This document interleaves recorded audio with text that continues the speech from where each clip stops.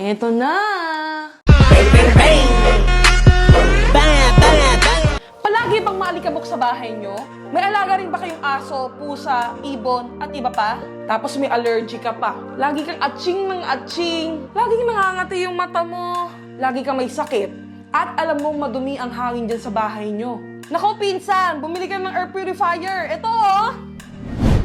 Hindi yan! Hindi rin yan!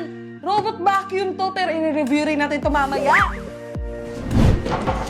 Ayan! Ito! Ito yung tunay na air purifier! Ito talaga yung nakakalinis ng hangin! Secured. May box ulit? Hindi, ito na. Ito na! Uy, andito kagad yung cord. Ay, kulay puti! Ang saya ko, akala ko itim. So, meron siyang itim, meron din siyang puti. Hindi siya ganun kalaki, hindi rin siya ganun kaliit. Kung malaki to para sa inyo, meron ding mas maliit sa kanya, which is eto. Pero kung gusto mo yung lahat andi dito na, at bigger rooms yung kailangan mo na malinis, ito yung para sa'yo. TCL Briva A5 H13 HEPA Air Purifier. Dito naman sa side na to, dito lumalabas yung clean air. Exhaust port siya. Makita mo yung on and off button. Pwede rin siyang i-connect sa wifi nyo. Tapos, yung mode, merong sleep mode. Teka lang, madumi ba yung kuko? Ang pangit yung kuko. So, ito is I think naka-automatic tayo. So, ito yung sleep mode. Kung mapapansin nyo, mas mahina pa siya sa chismisan, sa bulungan. Ayan. So, talaga makakatulog ka na mahimbing. Tapos, ito naman yung level 1. Pansin nyo, parang tahimik pa din, pero maririnig mo na. Ito naman yung level 2.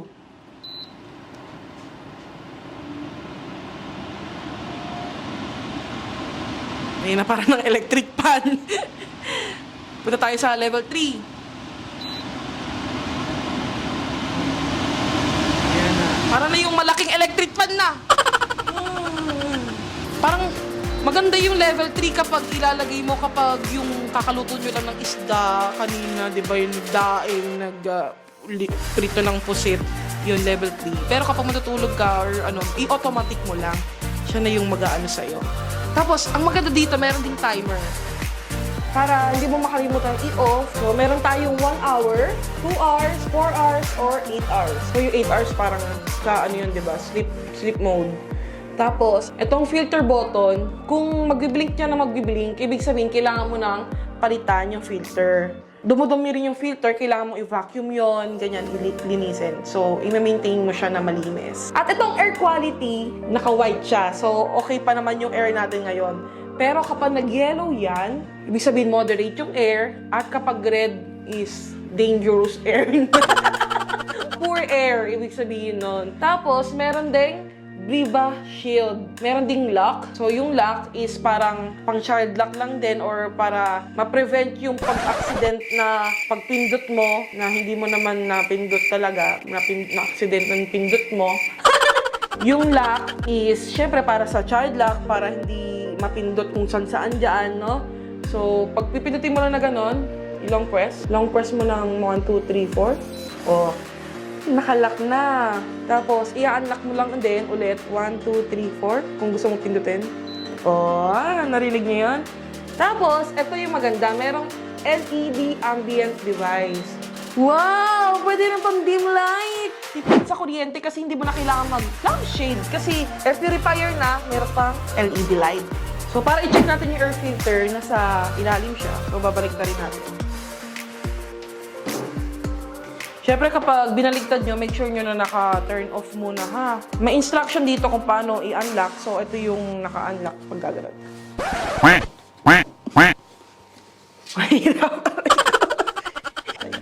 Ayun, ah.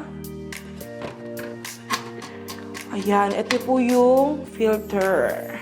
Itong parang grill na to, itong mesh, filter na din po siya. So, filter niya yung mga larger particles. Tulad ng buhok ng pet mo, buhok ko, yung buhok mo pala, dust, at marami pang ibang mga larger particles. Tapos, ito namang fine mesh na to na nakapalibot. Dito naman, hinaharang yung mga small to medium na mga particles na halos hindi mo na makita. Sa loob is yung HEPA filter. Yung H13 HEPA filter, nire-remove niya ang 99.97% of fine particles. Kumbaga, yung sobrang liit talaga siya na yung nagtatanggal. Yung kasing liit talaga ng 0.3 microbes, ganon. Ay, ang talino ko. At ito namang itim na to is yung carbon filter. Syempre, yan yung mga hindi mo kanais-nais na amoy. Siya yung nagre-reduction ng bad smell and odor.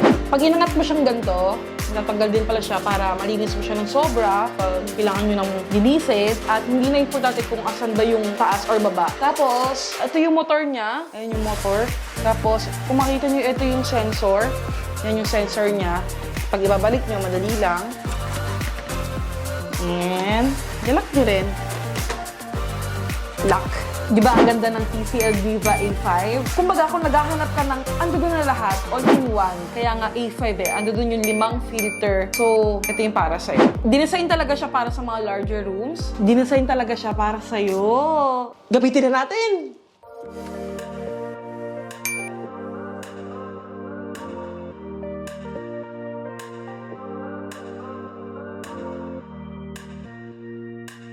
Pwede mo rin siya i-control via TCL Home application. So, i-connect natin si Briva A5 sa cellphone ko, do sa application. So, ang kailangan natin gawin is turn on mo muna, power button, and then, i-long press natin siya hanggang umilaw yung Wi-Fi. Make sure nyo rin naka-on yung Bluetooth. Make sure mo rin naka-on yung Bluetooth ng cellphone mo. I-connect nyo siya sa Wi-Fi nyo. Yay! Connected na! Completed! Ayan, so naka-connect na siya. At andito lahat ng pindutan. Ayan, kung gusto mo siyang i-turn off or kung anong mode, low, mild, high. Tingnan mo, tulad nito, yung ilaw, papatayin ko, ha? Wow, galing, di ba? Meron din siyang smart voice control. So, pwede mo rin siya i-connect kay Alexa kung meron ka at Google Voice Control. Kung gusto mo ng TCL Viva A5, pumunta ka sa comment section, ando doon ang link para makabili ka na. Pag-uusapan naman natin ngayon ang TCL Swiba 2000 Ultra Slim Robot Vacuum Cleaner. Etong robot vacuum na to goes where you want, not where you don't. Dahil meron siyang manual at pwede mo siyang i-customize. Ngayon, pag-usapan natin, spotless clean. Kung gaano siya ka-spotless sa paglilinis. Unang-una nyo dapat malaman, maximum 2,000 Pascal power siya. At meron siyang 3 level na suction power adjustment. Kayang-kaya din niyang pumunta sa mga ilalim ng furnitures niyo tulad ng sofa, bed, table. Dahil nga ultra slim siya, 70mm lang po yung size niya. So, 4 po yung cleaning mode niya. Unang-una is random. Random siyang pupunta kung saan-saan dyan sa parte ng bahay niyo. Pangalawa is sa edge. Yung mga sulok-sulok niyo, yan, mga corner, edge. Pangatlo is deep cleaning. So, ipo-focus mo lang siya sa isang lugar. Kung gusto mo talagang saan siya todong maglinis. Tapos iikot lang siya doon hanggang sa malinis yung gusto mong i-deep clean. At pang-apat is manual. Iko-customize mo kung saan mo siya gusto maglinis. At syempre, sa bahay inyo, hindi maiiwasan merong biglang may rug, carpet, or doormat. So, humihinto yung robot vacuum, di ba? Siya, kaya niyang umakyat up to 20mm. Hindi mo na siya kailangan iangat pa para lang makapaglinis ng dire-diretso. So, siya is dire-diretso siyang makapaglinis dahil nga kaya niya umakyat ng 20mm. Pumunta naman tayo kung gaano siya ka-smart clean. Kusa siyang bumabalik sa charging base niya or charging station niya. Buti pa yung robot vacuum may kusa, no? Pag 15% na yung battery niya, kusa na siyang babalik sa charging station niya or charging base. Pwede mo rin siyang i-schedule na maglinis. Kunyari, kahit nasa labas ka na bahay nyo, gusto siya maglinis, at least makapaglinis siya. I-schedule mo siya by remote control or TCL Home application. Meron din siyang voice control. So, gumagana rin siya sa Alexa or Google Voice Assistant. Tanggal din ang worries mo dito sa TCL Swiba 2000 dahil worry-free clean din siya. Dahil meron siyang sophisticated infrared sensor system. So, meron siyang fall prevention, lalo na kapag maglilinis siya sa tabi natin ng hagdan, hindi siya mahuhulog. Nadedetect din niya kung may walls or furniture or may pets tayo or andyan tayo, kusa siyang iiwas. Hindi siya babangga. Meron din siyang leak-proof dust box. So, pag kinuha mo na yung dust box niya, hindi siya yung biglang matatapon. So, meron siyang leak-proof dust box para ma-prevent yung pagsabog ng mga nakolekta niyang dumi or basura or alikabok. Meron din siyang HEPA filter para ma-avoid din natin yung mga pet allergens at yung mga sobrang nipis na dust na halos di na natin nakikita. Meron din siya nun, pang filter. So, kayang-kaya niyang higupin yon para hindi na siya bumalik sa air. Kasi di ba yung usually yung ibang robot vacuum, nilinisin nga niya tapos babalik din naman sa air. Pero siya, kayang-kaya niyang higupin lahat yon, 95%. Sobrang dali ding linisin nung HEPA filter. At meron din siyang magnetic strip para mag-create ka ng virtual wall. Ilalagay mo yon kung saan ayaw mo siyang pumunta. Endurance clean, pag-usapan naman natin kung gaano siya ka-endured. Ka-endured. Ka-endured. Ka-endured. Uy, endurance clean. Pag-usapan natin kung gaano siya ka-endured.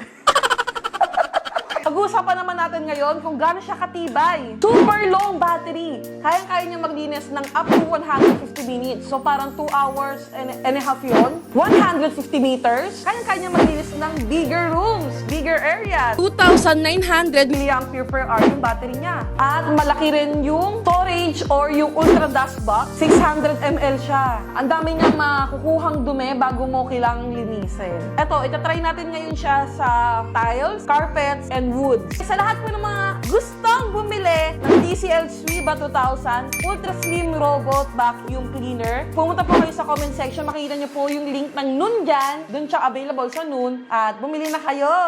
So yun lang sa ngayon guys. Sana soon TV naman yung i-review natin sa TCL. Mag-ingat kayo palagi. God bless!